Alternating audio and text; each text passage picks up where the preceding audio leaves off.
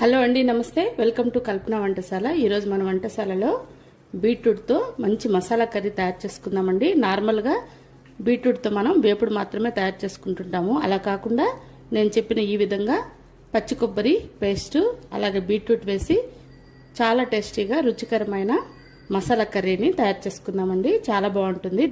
ఈ beetroot masala curry వేడివేడి అన్నంలోకి అలాగే కలుపుకొని తినొచ్చు.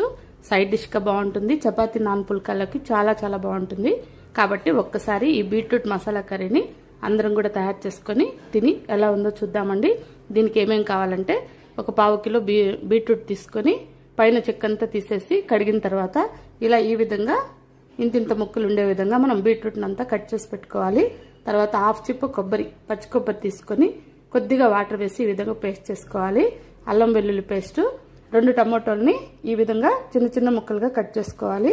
తర్వాత పోపులోకి 1 టేబుల్ స్పూన్ ఆవాలు, మినపప్పు, పచ్చెనగపప్పు, 2 పచ్చిమిరపకాయలు, 2 ఎండుమిరపకాయలు, కరివేపాకు, కొత్తిమీర, ఒక పెద్ద ఆనియన్ తీసుకుని ఈ విధంగా ముక్కలు కట్ చేసి పెట్టుకోవాలి. తర్వాత పసుపు, రుచికి సరిపడా సాల్ట్, ధనియాల పొడి, కారం పొడి, ఇవన్నీ నేను వేసుకునేటప్పుడు ఎంతెంతో చెప్తాను. ఇప్పుడు కూర తయారు చేయడం స్టార్ట్ చేద్దాము. ఇప్పుడు స్టవ్ మీద ఈ విధంగా ఒక కడాయిని కానీ గిన్నెని కానీ పెట్టేసుకుందాము. ఇప్పుడు ఇందులో 4 టేబుల్ స్పూన్ల ఆయిల్ వేసుకున్నాం. మసాలా కూర కాబట్టి కొద్దిగా ఆయిల్ పడుతుంది. ఆయిల్ కాగిన తర్వాత మనం తీసుకున్న 1 టేబుల్ స్పూన్ ఆవాలు, మినపప్పు, పచ్చెనగపప్పును వేసేసుకుందాం. తర్వాత మనం తీసుకున్న 2 ఎండుమిరపకాయలని ఈ విధంగా గిల్లి వేసేసుకుందాం. తర్వాత మనం తీసుకున్న కరివేపాకు కూడా యాడ్ చేసుకుందాం.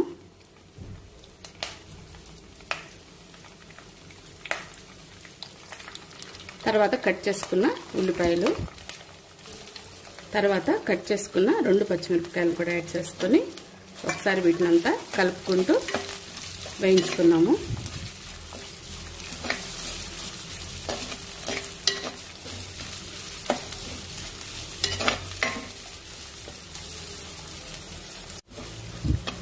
ఉల్లిపాయలు కొద్దిగా వేగిన తర్వాత ఈ విధంగా వేగితే చాలండి, మరీ ఎక్కువ వేగనవసరం లేదు.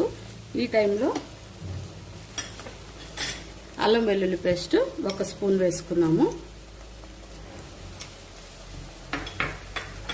ఈ అల్లం వెల్లుల్లి పేస్ట్ కూడా పచ్చి వాసన పోయేంత వరకు కలుపుకుంటూ మరో నిమిషం పాటు దీన్ని వేయించుకున్నాము.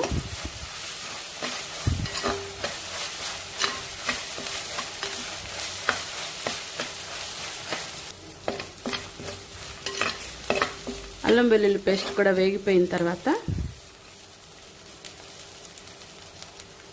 కట్ చేసుకున్న బీట్రూట్ ముక్కలు వేసేసుకున్నాం. బీట్రూట్ ముక్కలంతా వేసేసుకున్న తర్వాత ఈ బీట్రూట్కి సరిపోయే విధంగా మనం కొద్దిగా సాల్ట్ వేసుకోవాలి. తర్వాత 1/2 టీ స్పూన్ పసుపు వేసుకోవాలి.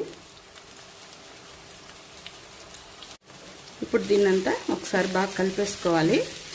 నేను ఇక్కడ బీట్రూట్ని పచ్చిగానే వేసుకున్నానండి, ఉడకబెట్టి వేసుకోలేదు. మీకు కావాలనుకుంటే ఉడకబెట్టి కూడా ఈ కూరని ఈ పద్ధతిలోనే క్విక్గా చేసేసుకోవచ్చు. ఈ విధంగా ఉప్పు, పసుపు వేసిన తర్వాత బీట్రూట్ అంతా ఒకసారి బాగా మిక్స్ చేసుకుంటూ మరో 2 నిమిషాల పాటు ఫ్రై చేసుకోవాలి. ఇప్పుడు మూత పెట్టేసి ఒక 2-3 నిమిషాలు సన్న మంట మీద ఈ బీట్రూట్ అంతా కూడా మగ్గించుకోవాలి.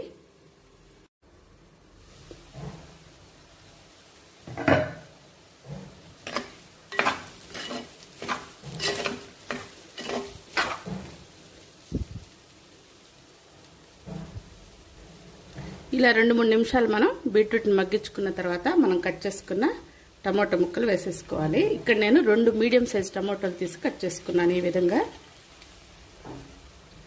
కారంకి సరిపడా కారం వేసుకోవాలి. ఆల్రెడీ మనం 2 పచ్చిమిరపకాయలు, 2 ఎండుమిరపకాయలు వేసుకున్నాం. ఇప్పుడు 1.5 టీ స్పూన్ కారం పొడి వేసుకుందాం. ఎందుకంటే మళ్ళీ కొబ్బరి వేసి మనం మసాలా కర్రీ కాబట్టి కొద్దిగా ఎక్కువ పడుతుంది. 1.5 టీ స్పూన్ కారం పొడి వేసుకోవాలి. తర్వాత ధనియాల పొడి 2 నుండి 3 టీ స్పూన్లు పడుతుంది. నేను ఇక్కడ 2 టీ స్పూన్స్ వేసుకున్నాను. టమోటా ముక్కలు, కారం పొడి, ధనియాల పొడి వేసుకున్నాక మళ్ళీ ఒకసారి కలుపుకొని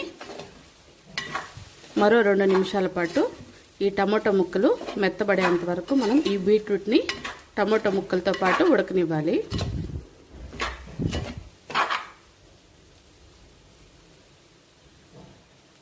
మళ్ళీ మూత పెట్టేద్దాం. టమాటా ముక్కలు తొందరగా మగ్గిపోతాయి.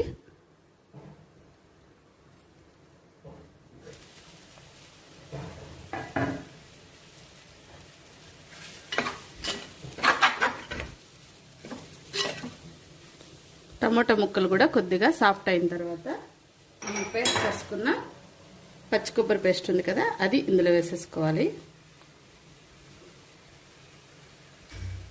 ఇప్పుడు ఈ పచ్చి కొబ్బరిని కూడా కలుపుకుంటూ బాగా మిక్స్ అయ్యే విధంగా ఒక 2 నిమిషాలు దీన్ని కూడా ఫ్రై చేసుకోవాలి.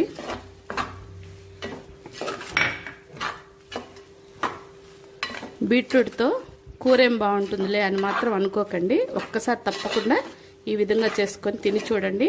బ్రహ్మాండంగా ఉంటుందండి రుచి.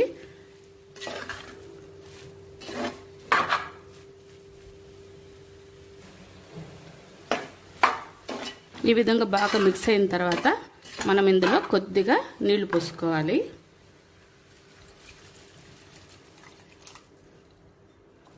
ఇప్పుడు దీన్నంతా మిక్స్ చేసుకోవాలి.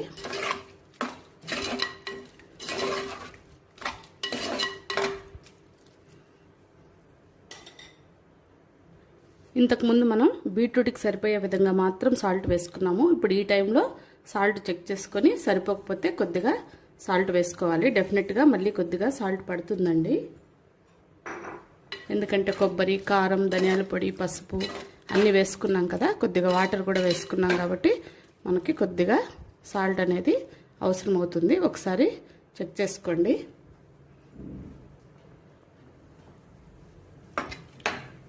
సరిపోయిందండి. ఈ విధంగా వాటర్ వేసి మొత్తం ఒకసారి బాగా కలుపుకున్న తర్వాత చివరిగా కొత్తిమీర వేసేసుకొని దీన్ని ఫైనల్గా మరో 2 నిమిషాల పాటు ఉడకనివ్వాలి.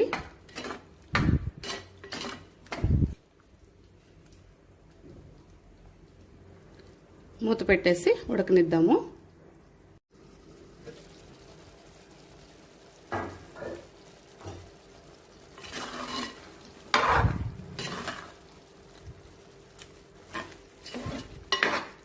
అంతే అండి, మనకి బీట్రూట్ మసాలా కర్రీ రెడీ అయిపోయింది. స్టవ్ ఆఫ్ చేసుకొని సర్వ్ చేసుకున్నాము.